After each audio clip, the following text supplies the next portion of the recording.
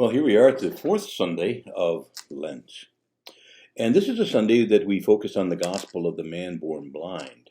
Um, and it's one of those gospels that's meant especially to focus on and get the catechumens ready for their baptism. And in the Eastern Church, baptism, the sacrament of baptism is often called the sacrament of enlightenment. Same sacrament, just different terminology. And again, we'll see this. I'm going to give you a quote from the Catechism in a moment, but I'll title this message, I Went, I Washed, I See. I hope you can hear baptism in that. I went, I washed, and now I can see. Or we'll see in a moment, he says he's able to see, and then he has to make some progress. So again, this capacity to see is one of the things that we see in the great sacrament of holy baptism. So let's begin with this man born blind. We don't have his name listed here because he's you, he's me. We're the man born blind, all right? Some of you are women. You're the woman born blind. Born blind. Notice again. Every now and again we have eyes, but our eyes go bad. Look at me, I'm wearing these glasses, presbyopia, I think they call it, right? So we have a kind of an acquired difficulty in seeing because our eyes get old. But in this case, this is a man born blind, and that's also us spiritually, right? And because of original sin, we can't see. And baptism is meant to restore to us the ability to see. So let's look at this gospel, and it's a lengthy gospel. I can't read the whole thing to you and keep this video to a reasonable length, but we'll look at some of it as we go along. We're going to start out by looking at the problem that's presented. It's simply, there's a man who's born blind. Now, the apostles wanted to get into all kinds of details. Who sinned, this man or his parents, that he was born blind? And Jesus just sidesteps all that. He says, look, this thinking that if somebody had a malady in their life, it's because either they or their parents or somebody sinned. Well, there's certainly a connection to sin. Obviously, original sin brought a lot of suffering in the world, and to some degree our personal sins, but it doesn't mean that every suffering or every malady is because either I sinned or my parents or something to that effect. Sometimes we're living in a fallen world, and paradise lost, and sometimes these things, diseases or natural disasters or things just happen. All right. Now, so I don't want to get into the whole theology of suffering here at this point. Let's stay focused on this man who's born blind. But the point is that he's born blind, and that's important because so are we. I had good eyesight when I was an infant, I'm sure. I'm not talking about physical seeing here, you see. All right, neither is the gospel.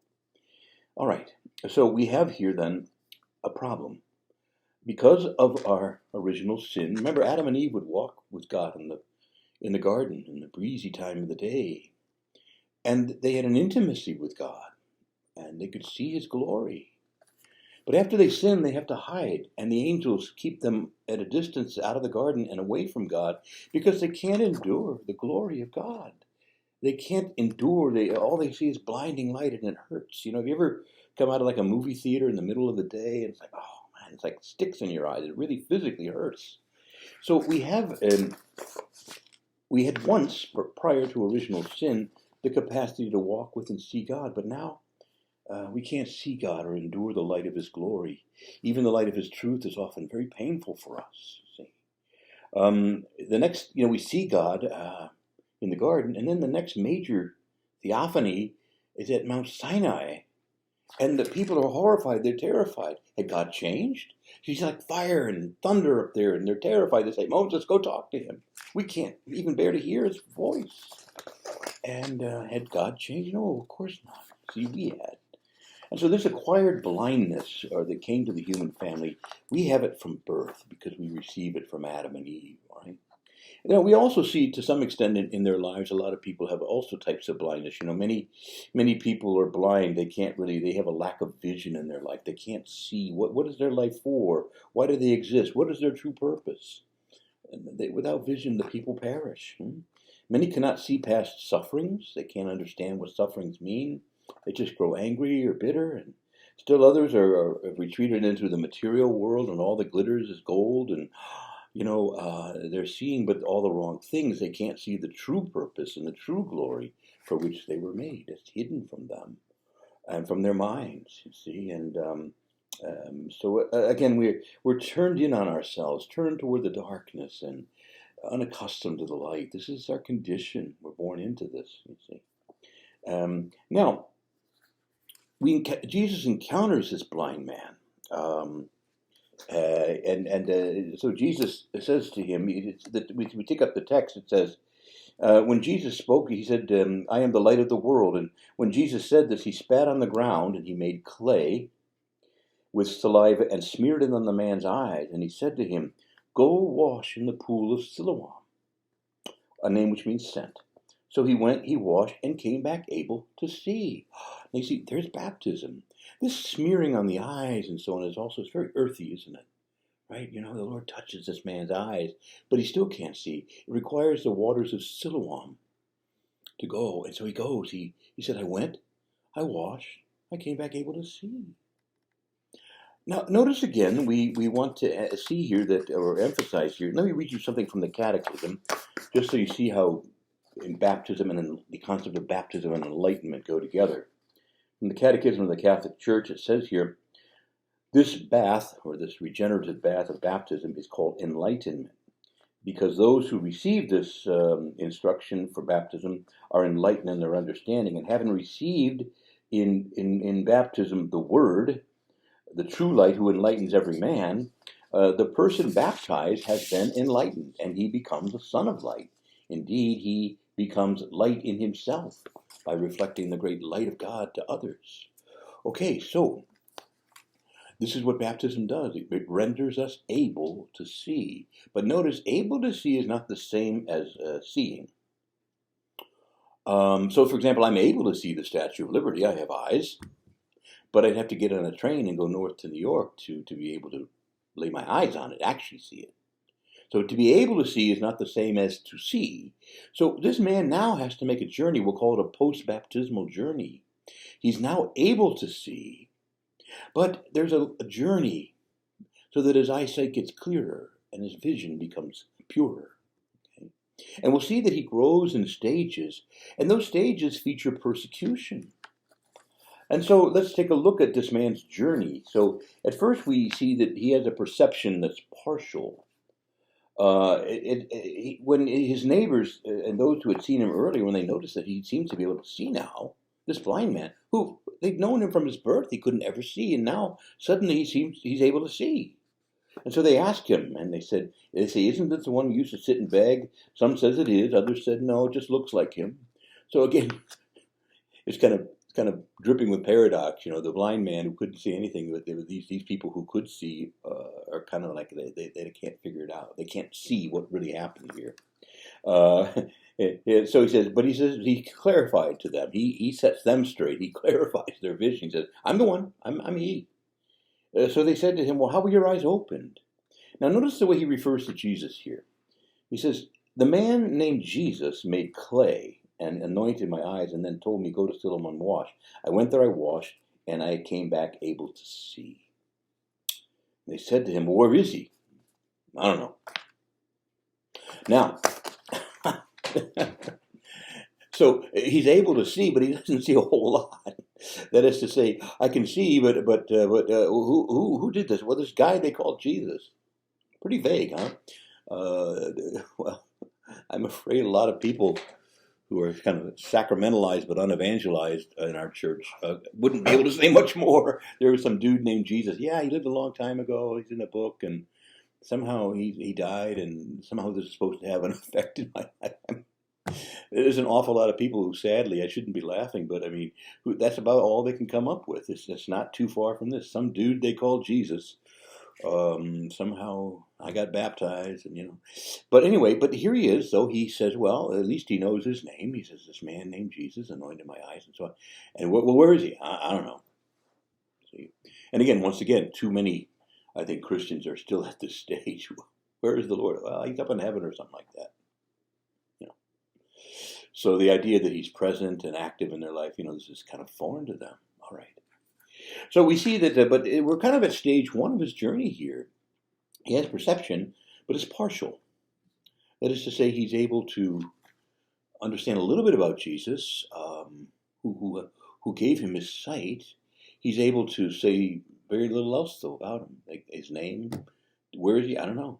Okay, so that's where we see that his baptism has rendered him able to see, but he still has a journey to make. We'll call it post-baptismal catechesis. We love our $10 words in the church, and I think it's called generally in the church mystagogia. Don't we love our big words?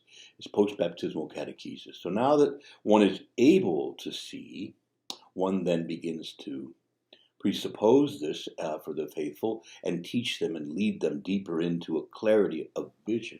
Okay. So let's continue on this man's journey. We see right now he has a very partial perception. Some dude they called Jesus and, he told me to go wash. I went, I washed, I came back able to see. But where is he? I don't know. So that's kind of stage one, we'll call it. Now, he makes progress here. But most of this progress comes, you'll notice, as a result of persecution. And don't overlook this, you see. Why does the Lord let the church be persecuted? Why doesn't he just always come to our rescue and make our life easy and easy schmeezy? Come on, Lord. And again, well, sadly, because it's often through suffering that we really gain wisdom. I think it was St. John Chrysostom that says, in your life, go to weddings, but go to more funerals than weddings, because in weddings you experience mirth, but at funerals you gain wisdom. See, so there's a certain sense that persecution is something that often unlocks the truth and draws us deeper into it and gives us wisdom. And very often the church has only defined something when she's been attacked. And so these attacks help us to sort of reflect more deeply. Well, what are we teaching? Why does it make sense? And even if the world still rejects our explanations, we have gained understanding and insight. Our vision gets clarified. So this man's going to experience a good amount of persecution here. Let's see that he continues to make progress. He's already been baptized. He's able to see, but his ability to understand what's happened is vague at best. But next, we notice that it says here that he says they brought this man because Jesus healed on the Sabbath. What about that? And suddenly they haul this man in front of the Supreme Court of the Jewish people, the Sanhedrin, so they brought him, the man who was once blind, to the Pharisees. Well, maybe not the Sanhedrin, but the Pharisees. And Jesus had made this clay and opened his eyes on the Sabbath. So the Pharisees asked him how he was able to see. He said, well, Jesus, in other words, put clay in my eyes, I washed, and I washed, I came back able to see. So some of the Pharisees said, this man can't be from God, because he does not keep the Sabbath. But others said, well, how could a sinful man do such a sign like this? And there was a division among them. So who's really blind here? You see, isn't it? That's a paradox that John loves. So they said to the blind man again, what do you have to say about him since he opened your eyes? He said, he's a prophet. Now this is a little more than some dude they call Jesus. Where is he? I don't know. Now he's moving in to see. Now you say, well, has he been persecuted? Yeah, he's been pulled before the Pharisees. There's debate. They're kind of tugging war between this guy, and they're putting him on the spot. Says, this guy who healed you, he broke the law. You know that, don't you? So they're beginning to tighten down the screws a little and say, who do you really present yourself to be? Are you lying? Do you really heal you from? Are you really the man born blind? That, and then on top of that, there's this big debate about who healed him, and that somehow this guy's done something wrong, and are you his partner in crime? So it's not a heavy persecution, but it's there. Okay. So we see that here we have now stage 2, where he's beginning to get a little more insight. Why? Because of this persecution. They're demanding more information. And he reflects. He's a prophet. He speaks for God.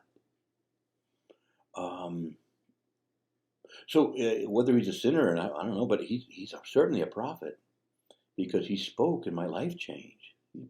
That's what prophets do. All right. Now, let's just continue moving through his development here. Again, they did not. Now, this is his next stage. They didn't believe. They did not believe that this man had been blind and gained his sight. So they summoned his parents. the man who gained his sight, and they asked him, "Is this your son, who you say was born blind? How does he now see?" The parents answered and said, "We know this is our son, that he was born blind, but we do not know how he sees now, nor do we know who opened his eyes. Ask him, he's of age. He can speak for himself." Now his parents said this because they were afraid of the Jews, here understood as the Jewish authorities. For the Jews had already agreed that if anyone acknowledged Jesus to be the Christ, the Messiah, that they would be expelled from the synagogue. And for this reason, his parents said, "He is of age, ask him."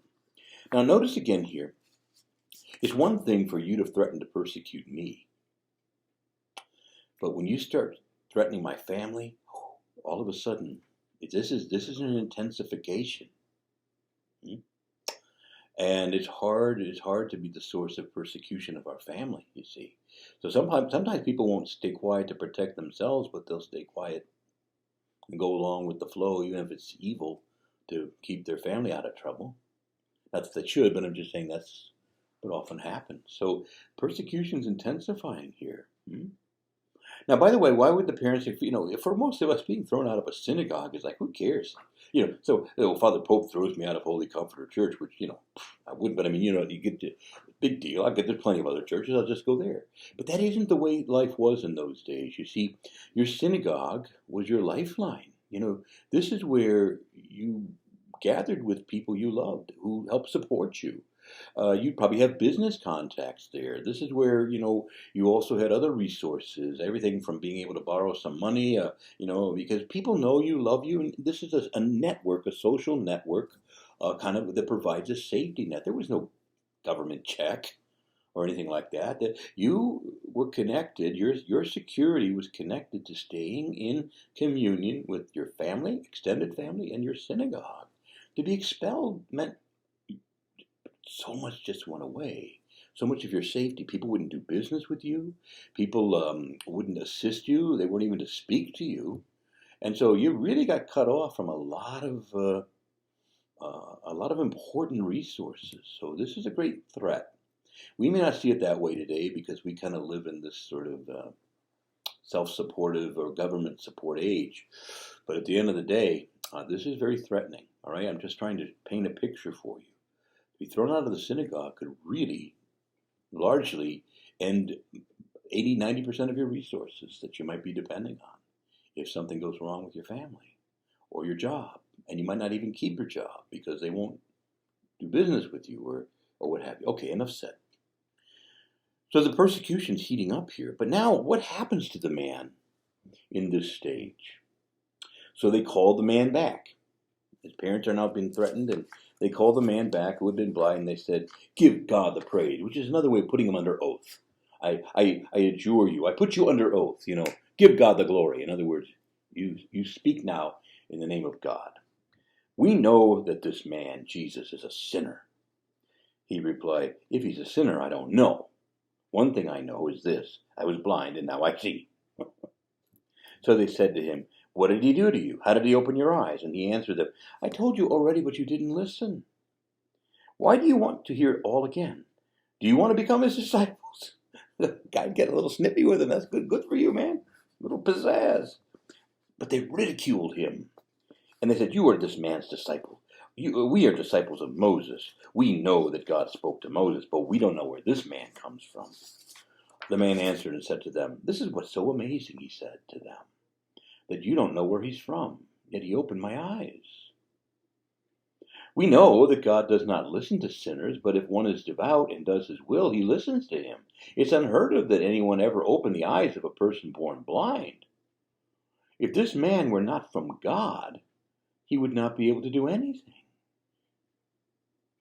Look at the progress he's made. See, now we've gone from some dude they call Jesus, where is he? I don't know, to he's a prophet. Now he's from God. And, all of this comes about because they're tightening down on him and they're telling you, we put you under oath, you better tell us the truth now. And he's amazed. This guy worked this kind of a miracle and you're doubting he's from God? I mean, it's unheard of. This man has to be from God because it's unheard of for someone to heal a man born blind. Maybe there might be some doctors who could cure cataracts or other types of, acquired blindness, but this, wow, see? And he starts teaching them,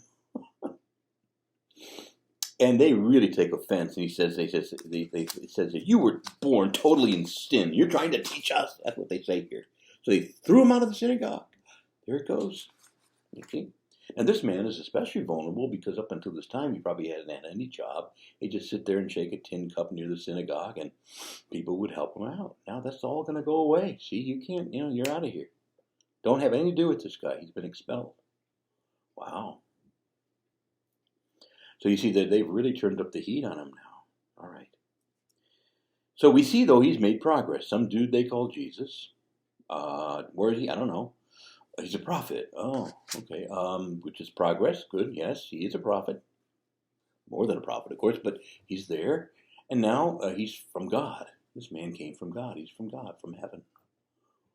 Now we come to the final stage. It says, Jesus heard they'd thrown him out of the synagogue. And so he found him, and he said to him, "Do you believe in the Son of Man?"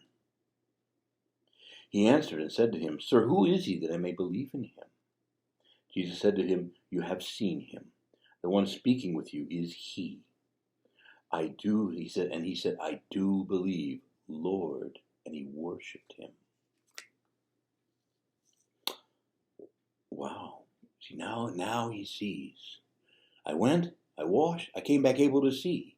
So he's able to see, but at first he didn't see much. He said some guy they call Jesus. Where is he? I don't know. Now, then he's a prophet. Then he's from God. But now I see him. I see him. But I don't just see some guy from up in Galilee. I see the Lord, the Son of Man, the Lord. And he worships him. So now his vision is plain. Now, this man is us. I'm presuming you've been baptized. If not, if you're not walking, start while I'm talking. Begin the process. But for those of us who are baptized, we're able to see. The question is, how much do we see? And maybe we've experienced persecution like this man, and we've had to clarify and really come to see and understand. Maybe, on the other hand, it's something to the effect that we have to, we see some, but maybe we need to grow. I'll read you some scriptures about seeing here. St. Paul writes in 1 Corinthians in the 13th chapter, "For now we see in a mirror dimly, but one day face to face. Now I know in part, but then I shall understand fully, even as I have been fully understood." It says here in 1 John chapter 3, "Beloved, we're God's children now. It does not yet appear what we shall be, but we know this, that it will appear one day fully, for we shall be like him, and we shall see him as he is." And so again, there's this longing then from Psalm 42. My soul is thirsting for God, the God of my life. When shall I enter and see the face of God? Well, for now, the best we can do is to make the journey, just like this man did. Make the journey. That's our call. And by stages, to come and see more clearly. This old God's Bell song, it says, day by day, 3 things, O Lord, I pray. Now let's see if I can remember. To see thee more clearly, follow thee more nearly, and love thee more dearly. Day by day. So we need to grow, and day by day, that's how we do it. We paradoxically grow to be able to see by listening to his word, and pondering. This is not so much a physical seeing, it's a seeing with the eyes of the mind and the heart, enlightened by God, touched by the sacrament of holy baptism that enables us to see. And then this word of God begins to take root. This word enlightens our mind and lights up our world, and we see things differently, and we see the Lord. And we see him at work even in the painful and difficult moments, and we shed illusions about God, whether negative or overly, unrealistically, silly thoughts about God. He's more than an old man with a beard, for example. Are you on the journey? I hope you are. You know, there's I have it on the best of authority that as this man got up from worshiping Jesus, he wanted to follow him, and he was singing the gospel song. Just says, "Walk in the light, beautiful light. Oh, come where the dewdrops of mercy shine bright, shine all around us. Oh Lord, by day and by night, Jesus, the light of the world." So I wish you joy on your journey. I wish you insights. I pray the same for myself. And together may we grow in our understanding, our knowledge, our insight, our vision of God and the life that He summoned us to. And ultimately, may we lay our eyes on God, the God of all glory, who is waiting in heaven to show us joys unspeakable and glories untold. So, there's our fourth Sunday of Lent. Keep praying for our catechumens. We're going to be bringing 5 into the church. A 6th one who's already baptized will be received into the church. So I simply ask you again, continue to pray. But we're all on this journey. We're the man born blind. The Lord's rescued us, and now is our chance to grow, to go from saying vague stuff like some dude named Jesus to falling down, calling Him Lord, and worshiping.